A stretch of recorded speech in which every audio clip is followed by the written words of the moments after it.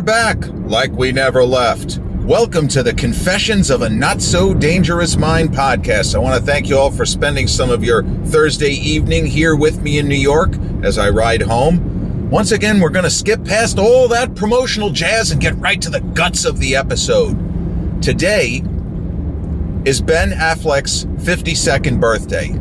And of late, he's been in the news, not for the best of reasons. It appears that he's getting a divorce, that he's breaking up with Jennifer Lopez for the second time in the last, 20 years. And he's in the news because every time he is photographed in public, every time there is video taken of him in public, to say that he looks miserable is to not do justice to the word miserable. He has resting miserable face. And it's unfortunate because he's a funny guy and he's got a great smile and a good laugh. And his eyes are very bright, not surprisingly, because he is a brilliant guy. But he just always looks like he's at his last nerve. He's just... But Ben, despite the ups and downs of his career, and even with his ex-wife, Jennifer Garner, who she probably has a lot of different axes to grind with him, but she has also said, I've met a lot of really smart people in my life and in Hollywood. Ben is the smartest person I have ever met. So there is a tortured genius aspect to his entire persona that plays into everything that I just said. And I do feel a certain kinship with him. Ben Affleck was on the radar for not just me, but a lot of Gen Xers. A certain percentage of Generation Xers watched an educational TV program, public television. I didn't watch it on TV at home. I watched it in school in 6th grade. Ben Affleck, when he was 11, starred in a miniseries which was somewhat based on truth, but it was like a fictional story dealing with true events. It was called The Voyage of the Mimi. And obviously nobody knew that this little squirt, this annoying little kid who kept pissing off his grandpa on during the miniseries, would grow on to become a major mover and shaker in Hollywood. But I can't exactly say that I was a fan of his from that. But he later did an HBO after school special kind of thing where he played a young football player who is kind of getting beat off the blocks, starts taking anabolic steroids, and suddenly is Superman, so to speak. And Ben made a really strong impression in that one. And I had known him and remembered, this is the guy from Voyage of the Mimi all those years ago. And that's when I could say that I became a Ben Affleck fan.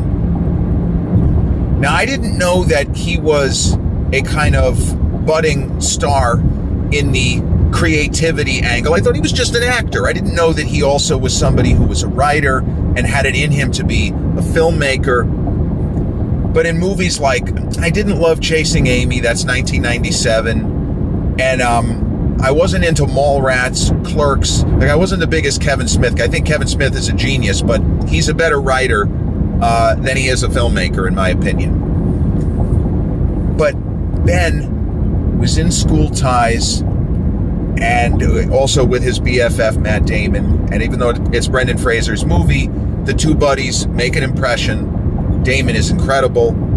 And what a terrific film that is. But right around the time, or I should say just after School Ties, Ben Affleck and Matt Damon, who had been on a lot of casting calls, auditions together, and they were already friends, they started to work on a screenplay for what became Good Will Hunting. And that was the project that would ultimately not just put them on the map, because they were on the map, but it put them on a path to not just being people working in Hollywood, making a good living, making the occasional, good movie, but stars, real stars, lasting talents in Tinseltown. And so nobody really knows what percentage of the script one guy wrote versus the other, but given the careers they've had since, It's likely that Ben did most of the heavy lifting. I don't know that. But it's interesting to note that the version of Good Will Hunting which sold was not what we saw on film. So they wrote a screenplay, a first draft, and then they kind of met with a lot of different people, creative types in Hollywood who liked them and knew them from their acting. So their original iteration of the script is very, very close to what we saw on screen. It's a narrow, focused story, a self-contained story about this kid, Will Hunting, his friend Chucky, some of the other people in their lives, the doctors, played by Robin Williams, and Stellan Skarsgård, and George Plimpton in a cameo. We all know the movie, and I'm drawing a blank on the name of the actress. Minnie Driver. Wow. I'm sorry, Minnie. Holy shit. But that was not the screenplay which sold. They wrote something very close to that, and then they were given advice and notes and ideas as to how they could sell it for a lot of money, and they did it. And the version which officially sold, the first act is very similar, but there's a segment in the film where Will Hunting takes a meeting with what I think is the FBI or the CIA or the NSA. It's some kind of an alphabet soup scenario, and he turns them down, or he doesn't do it. The screenplay which sold, which Matt and Ben both worked on, had that angle where the smartest man in the world goes to work for the CIA, NSA, alphabet soup, and he saves the world. So they turned it into an action film. When Harvey Weinstein got involved, he wanted to go back to what the guys had done in the first place. We don't need this to be a spy story. This is not James Bond. We just had, Tomorrow Never Dies ironically came out in theaters right around the same time as Good Will Hunting. So Harvey Weinstein, warts and all, he's probably why we got the movie we got, where he was not hell-bent on, well, we'll just make the version of the script that sold. No. So Good Will Hunting was directed by the terrific filmmaker Gus Van Sant, who, unfortunately, his next project, he did the reboot of Psycho, perfectly cast, Vince Vaughn, Anne Heche, not good, don't fuck with Hitchcock. They tried it, and Robert Downey Jr. supposedly, they're talking about doing a remake of Vertigo. Don't do it. Don't do it. Good Will Hunting, though, had a lot of advance buzz, and Matt Damon, talk about it becoming a superstar almost all at once. He had Courage Under Fire in '96 with Denzel, and Denzel has talked about the fact that I knew this kid was going places. I had heard of him. I'd never seen him or met him or worked with him, but he was so good. The first setup we did in my initial scene with him, I called cut, more or less, and I told the director, Edward Zwick, I got to reset. This kid's got something here. High praise from Denzel, but Courage Under Fire is probably why Damon got not Good Will Hunting and The Rainmaker, but it's probably why he got Saving Private Ryan. I think that he really caught Spielberg's attention with what he did as, I guess his name is Ilario in Courage Under Fire. But Damon had The Rainmaker, which I absolutely love. It is a great film, worthy of the name, the imprimatur of the filmmaker Francis Ford Coppola. And Good Will Hunting, they came out right around the same time. Good Will Hunting, started in limited release. Good Will Hunting, I don't unabashedly love it. It's a film that I like a lot, but I have problems with it.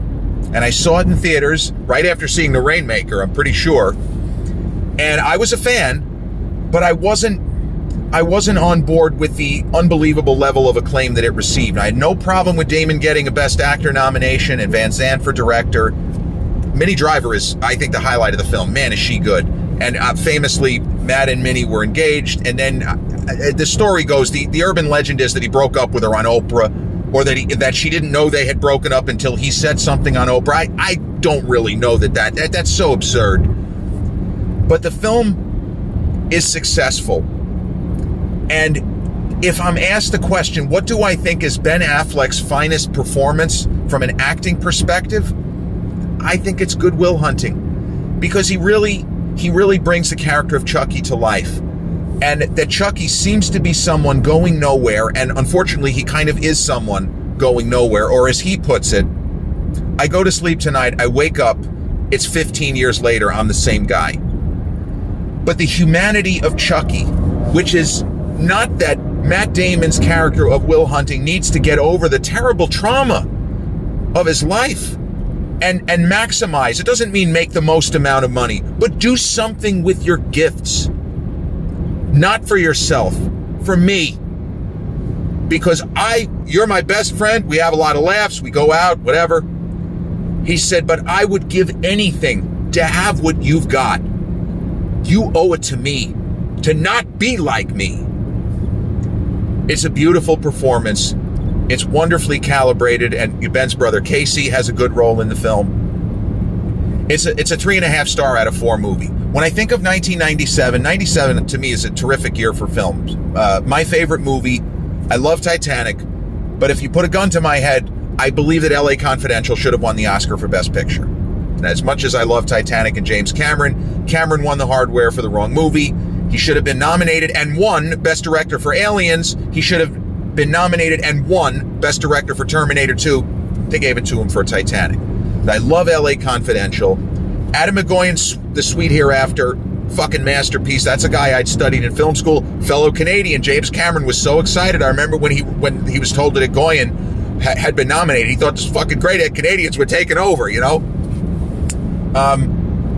But it was a good year for movies. I like Jack Nicholson in As Good as It Gets. I also don't think that film is so great. Helen Hunt probably shouldn't have won Best Actress. But a strong year for movies. If you ask me, I think The Rainmaker's a better film than Good Will Hunting. But Affleck is somebody who was willing to take risks. He made a couple of action films. He did Reindeer Games, written by a guy that I went to NYU with. I don't know that we had any classes together. He graduated 2 years before me, named Aaron Kruger. We may have had a class together. It's possible. But that was he made this film Reindeer Games, directed by John Frankenheimer, and with Gary Sinise and Charlize Theron. And that is a movie that has its defenders. There are people who have told me it's good, I like it, it's great, it's underrated, great twists. Didn't work for me. The thing with Ben, though, without going into, every one of his movies, I didn't like Pearl Harbor. I thought that was a misfire. Michael Bay, the direction is terrific. The special effects, the staging of the production was great. Didn't like the movie. I think Changing Lanes is a near masterpiece. That is a hill I'll go down on, and that is a film where we all know how much of an alpha, how much of a dominant performer, a dominating performer that Samuel L. Jackson is. It is to Ben Affleck's credit that he and Sam have just about the same amount of screen time, and he does not shy away. He gives as good as he gets. And if Good Will Hunting is not Ben's best performance, I say that Changing Lanes, because he plays a character who has a real earned arc. He is a lawyer who is a shyster, scumbag attorney who reaches a point where he cannot be part of what his bosses, two tremendous performers in the great Richard Jenkins, Oscar nominee, there's a guy who's money in every role he's ever had, and the late great filmmaker, actor Sidney Pollack was fucking killer in the movie Changing Lanes. I love that movie. I love Ben's performance, even though he was going through just a terrible time personally. He was drinking too much. He was kind of joking at the time that he was a functional alcoholic, but it's not funny, and wanted him to get help and try to get better and do better. But he is just an incredible talent. I'm in the minority also. I thought Daredevil, which he made the year after Changing Lanes with his future bride, the fantastic, amazing Jennifer Garner. I thought his iteration of Daredevil was great. And I know that most people don't agree with me. I love the casting. I love Colin Farrell as Bullseye, Jennifer Garner as Elektra, and a kind of cockeyed, off-the-wall casting of Michael Clark Duncan, the late Michael Clark Duncan, loved him, as Kingpin. I thought it was all good. I've seen that movie at least 5 or 6 times. It's super entertaining all the way through. I love the musical cues and everything like that. But Ben is a fine filmmaker, as is George Clooney, if we want to get, go into that kind of realm. But Ben Affleck is a terrific writer and a really good filmmaker. He did a movie in that era, I want to say it was 2005 or 6, Hollywoodland, with the Oscar winner, a guy that Ben adored, Adrian Brody. I didn't think Hollywoodland was altogether successful, but it's an interesting film, an experimental kind of a movie. I like what he did. And then you go forward in time, he directed The Town, really, really good.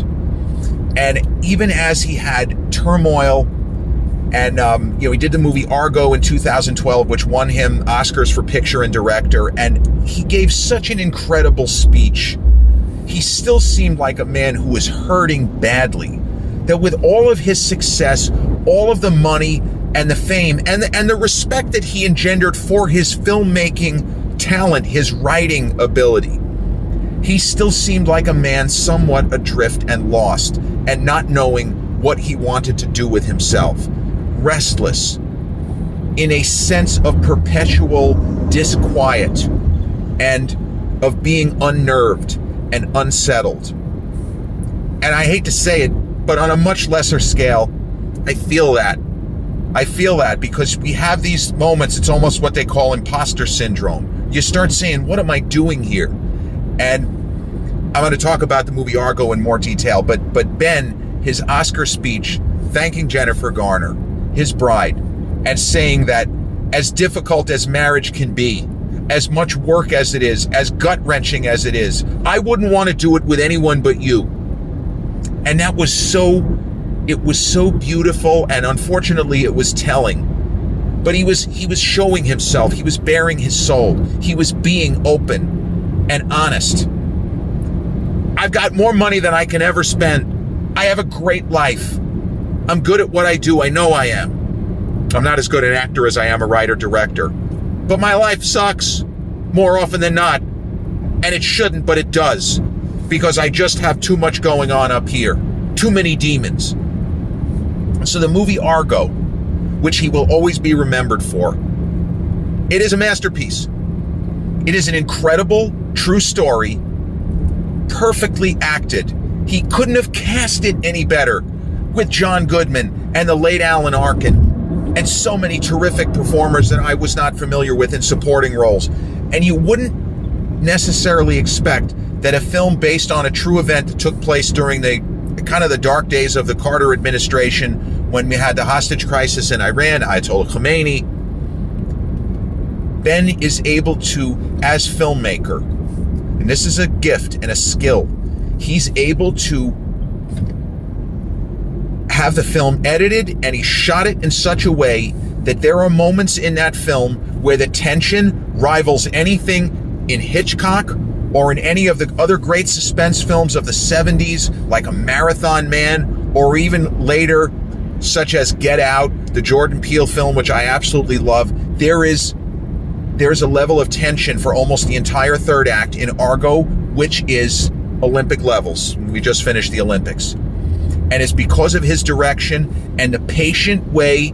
There are sequences towards the end as Ben and his guys, and I won't spoil it, the movie, if you haven't seen it, you have to see it. Even if you think that Affleck sucks, it is a great film. I know a guy who can't stand Ben Affleck, and he told me that it was as nervous and tense as he ever was watching a movie. And I made a joke. I said, did you want Ben to get caught? He says, no, not even. I just couldn't believe what was going on. And I could not believe how invested in this story I was with an actor, or Ben in this case doing it all, but a guy I don't really like. He made a great movie. But the way that he could have shortened the third act. They're at the airport, they're trying to get on the plane. He could have shortened it, but he chose not to. He chose to put everything in there. And it should, the gradual build as things ratchet up and ratchet up. And even if you know the true story, it's kind of like with Apollo 13, where if you know any of the history, you kind of know how it's going to turn out. You are still glued, riveted, mesmerized by what you're seeing. So yeah, we have to say that unfortunately Ben has been in and out of rehab, and he pokes fun at his image. We saw him the Super Bowl at that goofy commercial he did with Matt Damon and Tom Brady and Jennifer Lopez, and I I hate to say it, but my heart sunk. And I love Jennifer Lopez. I mean, you talk about somebody who came out of nowhere. 1995, her first movie, Money Train. She made such an impression in that. It's not a very good movie, but she's great in it. Her performance, the tone is all wrong. She's playing the material seriously and taking it seriously. And Wesley Snipes and Woody Harrelson are acting like they're in a comedy for 90% of the running time.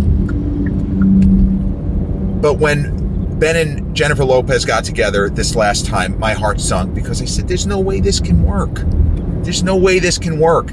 And I guess I felt more of a kinship with him than her, as much as, you know, occasionally she used to go to Bev's gym. I never saw her there, but a lot of people did. I knew that he was in trouble.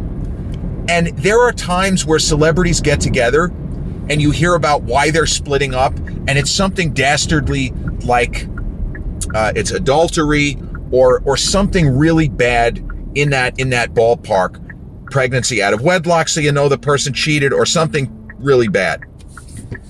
But I read something here which was so human for both of them, and it's understandable. And it said that one of the major problems is that because they're kids, some of them are still pretty young, that they were having real intense arguments about parenting. About parenting. Not about glitz and glamour and making a movie together, but about parenting. And there weren't any specifics. But the gist that I got was that one of them wanted the kids to have a luxurious Hollywood lifestyle, jet setting and all of that. And the other one wanted the kids to have a normal life with school being the primary focus and homework and academic achievement. Now, we don't know who is who, but I'm going to take a guess and say that it was Ben who really wanted the kids to bust their tails in school. And it was J-Lo, who was not poo-pooing school, but that she was taking them on trips or wanted to take them on trips, and school was not as important to her as him. And I don't know this, but that's how it came across. And I understand that too. And that hurts. You don't, like, to me, that's not enough of a reason for a marriage to come to an end. These are important issues, but those are things you should be able to work through. And I guess I'm still hoping for the best here because, as I said, I do like her. What an inspirational figure she is in her own right. A brand name in her own right. And the other thing with Ben that I should point out is that he is a great card player. He's a blackjack player. He's a card counter. And he went to Vegas a number of years ago, and they knew he was counting, but he was bringing in so much business, and he was tipping the dealers insane amounts that they let him play. But Ben Affleck is a card counter. He's a card shark, and he's apparently a pretty good poker player, but he's more of a blackjack player than poker. Because blackjack is a game that can be beaten with skill and beaten with math, especially if you have unlimited funds like Ben Affleck does, where he could sit down to play with a couple of $100,000 and start getting the shit kicked out of him, but he has the bankroll to ride it out until it turns around. And the joke was when he had that famous night, and this is something you could Google. This was, I think, in 2000 and I think it was probably 2015-ish, but Ben won a crazy amount in Vegas, tipped thousands of dollars to the staff because they let him play. And then I think the casino said, okay, no more blackjack. We love you, Ben, but if you want to play in this casino, no more blackjack. You're just too good. You're just too good. And as much as somebody such as myself, my younger self, age 22, descending upon Atlantic City, getting banned from 3 different casinos, true story, I'm still in the computer, can't play blackjack in Atlantic City. I will get flagged. When I say can't, they'll just shuffle the cards. Nobody's throwing me out. That's what I mean by can't or banned. Ben Affleck is banned from that casino. I think it may have been the Grand. I don't know about that. But as much as it hurts, everyone who plays blackjack wants to hear that. They want to hear that they're too good. We don't want skill like yours at our tables, Mr. Affleck, Mr. Cohen. Jerry, you're just too good. Pit boss at the Claridge to me, 1996. You're just too good at blackjack. Why don't you play something else? Like what, the accordion? Actual conversation. Why don't you play something else? Like what? The accordion. Yeah. No blackjack for yours truly in Atlantic City. And the irony is I wasn't really even that, what you would call a winning player. At times I got fucking dialed up. Because just because you have the advantage doesn't mean a dealer isn't going to draw a whole bunch of blackjacks when you have a 5% advantage. There's no defense against that. It's baseball, Susan. It's blackjack, Susan. You don't know where the cards are going to come out. But Ben, an enormous talent, a brilliant guy. I hope that his days are not as miserable as his face seems to betray. Because to me, he is a likable guy and somebody who was gifted with a lot of talent, but he has actualized it, and he has made great movies. And even for someone who's not known as an Oscar-level actor, I thought that he was also fantastic. Another performance that could be one of his best in The Last Duel. He could have gotten a supporting actor nomination, even though the movie kind of bombed at the box office. I thought it was a great film. Adam Driver is awesome. It's not really Damon's movie, even though he's the star. His character's not that interesting. But Ben, in a supporting role, hits a home run. So a happy, hopefully happy 52nd birthday to one of my guys, Ben Affleck, Oscar winner, and somebody who to me is very easy to root for. Ben Affleck, born August 15, 1972. This has been episode 278 of the Confessions of a Not So Dangerous Mind podcast. I want to thank you all for spending some of this now dark Thursday afternoon ride home with me here in New York. If you catch this episode on the YouTube channel, haven't done so already, put some light in there. Click like, subscribe, comment, share, turn on those notifications. Or if you catch this episode on the audio platforms such as Podbean, iTunes, Spotify, Amazon Music, or any of the others in which we're hosted, same general rule applies. Click like, subscribe, share, and turn on those notifications. I'll be back with a new episode real soon. Till then, peace.